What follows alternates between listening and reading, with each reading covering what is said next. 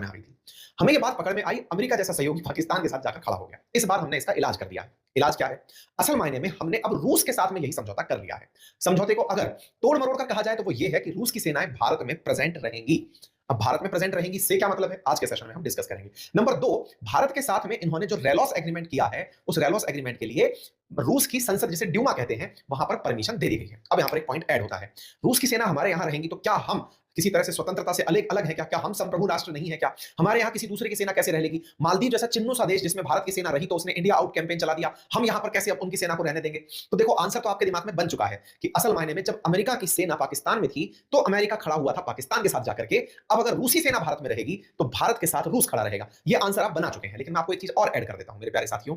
रूस भारत के साथ हमेशा उन उन समयों पर खड़ा हुआ है जब अमेरिका पाकिस्तान के साथ चला गया है। ये इतिहास गवाह है। 1971 में भी अमेरिका भारत पर चढ़ाई करने के लिए अपना जंगी जहाज भेज दिया था। ये तो रूस के द्वारा भारत की रक्षा के लिए भेजे गए जहाज थे, जिनके चलते अमेरिका ने भारत पर हमला नहीं किया। कुल मिलाकर के पावर को बैलेंस करने के लिए भारत ने रूस के साथ एक एग्रीमेंट कर लिया है, जिसका नाम रेलॉस एग्रीमेंट है। By the way,